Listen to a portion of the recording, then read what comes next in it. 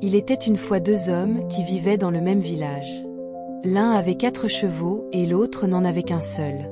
Celui qui possédait les 4 chevaux s'appelait Grand Claus, et celui qui n'en avait qu'un s'appelait Petit Claus. Petit Claus utilisait souvent son cheval pour labourer son champ, mais comme son champ était petit, il empruntait parfois les chevaux de Grand Claus pour l'aider. En échange, il acceptait de travailler aussi pour lui. Mais chaque fois qu'il travaillait avec les chevaux de Grand Claus, il les appelait affectueusement « mes chevaux », ce qui agaçait beaucoup Grand Claus. Un jour, Grand Claus, furieux d'entendre Petit Claus dire cela, s'écria « Si tu continues à dire que mes chevaux sont à toi, je te tuerai ton cheval. » Petit Claus promit d'arrêter, mais il ne put s'empêcher de répéter ces mots lorsqu'il labourait. Dans un accès de colère, Grand Claus tua le cheval de Petit Claus. Petit Claus, bien qu'attristé, n'était pas un homme à se laisser abattre. Il pensa à un plan. Il dépeça la peau de son cheval et la plaça dans un sac. Puis, il partit en ville pour la vendre. Sur le chemin, il arriva à une ferme où vivait une vieille femme. Comme il faisait nuit, il demanda à passer la nuit chez elle. La vieille femme accepta, mais son mari n'était pas là. Elle lui servit un repas, mais alors qu'ils mangeaient, ils entendirent des pas dehors. C'était son mari, et il était connu pour être jaloux et méchant. La vieille femme cacha rapidement Petit Claus et son sac de peau de cheval dans un placard. Le mari entra avec un prêtre, et les deux s'assirent pour un festin qu'ils avaient préparé en cachette. Petit Claus, curieux, regarda par une fente et vit de l'argent sur la table. Sodane, Illinois Utani Day.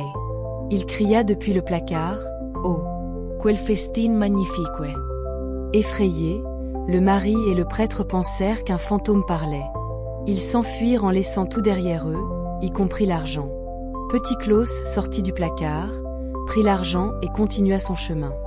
De retour au village, il montra fièrement sa richesse à Grand Claus, qui fut jaloux. « Comment as-tu obtenu tout cet argent ?» demanda Grand Claus.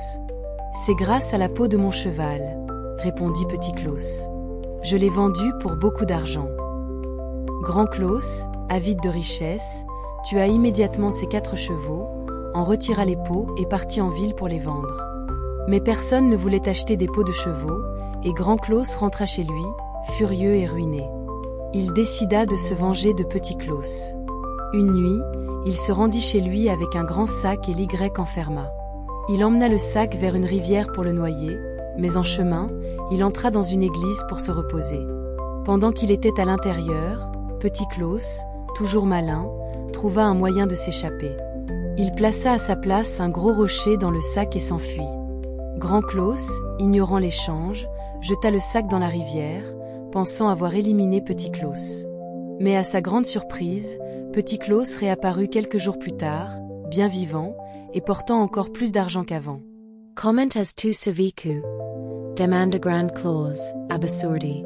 Petit Claus répondit, « Oh, c'est simple.